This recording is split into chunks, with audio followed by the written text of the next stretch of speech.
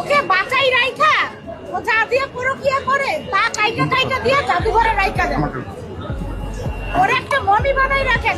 আরে যে প্রধানমন্ত্রী এসে বগলের তলে নিয়ে ঘুরে, আপনারা চোখে দেখেন না কানা নাকি? তুমি আলবি কোন হনু?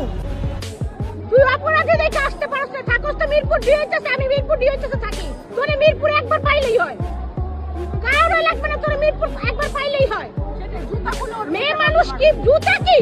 আর শার্টের কলার গেঞ্জের কলার ধইরা ওরে আগে গায়ের থেকে ওন্নাটা খুলে ওর গলার মধ্যে ধরবো। এবার আলভি ও তিথিকে চরমভাবে ধুয়ে দিয়েছেন ইকরার এক বান্ধবী।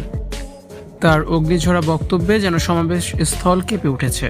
আলভিকে উপযুক্ত শাস্তি দিতে হবে, শুধু শাস্তি না, তাকে যেন মমি বানিয়ে রাখা হয়।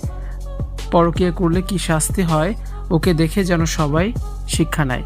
ইকরাকে আত্মঘাতী হতে প্ররোচিত করায় আলভি ও তিথির দৃষ্টান্তমূলক শাস্তির দাবি তুলেছেন সকলেই। পরকীয়ার রাজা আলভিকে তুলোধনা করেছেন সমাবেশে উপস্থিত সবাই। ইকরার বান্ধবী বলেন, ইকরা অনেক কষ্ট সহ্য করে ছেলের জন্য আলভির সংসার করেছে, কিন্তু আলভি ইকরাকে তিলে তিলে শেষ করে দিয়েছে, ধ্বংস করে দিয়েছে। বউকে দাম দেয় না আলভি। প্রধানমন্ত্রী তারেক রহমান বউয়ের আঁচলের নিচে থাকে, বউকে ভালোবাসে, বউয়ের কথা শোনে। আর আলভি কোথাকার কে? আলভিকে রাস্তায় পেলে উত্তম মধ্যম দিবেন বলেও তিনি জানিয়েছেন।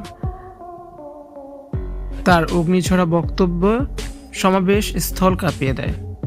পরকীয়া করায় তিথিকেও জুতা পেটা করেছেন ইকরার এই বান্ধবী। আলভি তিথিকে এখনও কেন গ্রেপ্তার করা হয়নি? 24 ঘন্টার মধ্যে যেন তাদেরকে গ্রেপ্তার করা হয়, এমন দাবি তিনি তুলেছেন। আলভির শাস্তি না হলে পরকীয়ার হার আরও বাড়বে। এভাবে ইকরার মতো অনেক মেয়ে অকালে ঝরে যাবে।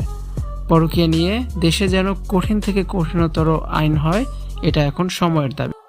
ইকরার হত্যার বিচারের দাবিতে আজ রাজপথ উত্তাল হয়ে ওঠে। বারিশা হক সহ বিভিন্ন শ্রেণী পেশার মানুষ এই সমাবেশে শরিক হয়েছেন। আলভি তিথির দৃষ্টান্তমূলক শাস্তি চেয়েছেন সবাই। ভিউয়ার্স, ইকরার এই বান্ধবীর কথাগুলো আপনাদের কাছে কেমন লেগেছে জানি অবশ্যই কমেন্টস করুন, আর ভিডিওটি শেয়ার করার অনুরোধ রইল।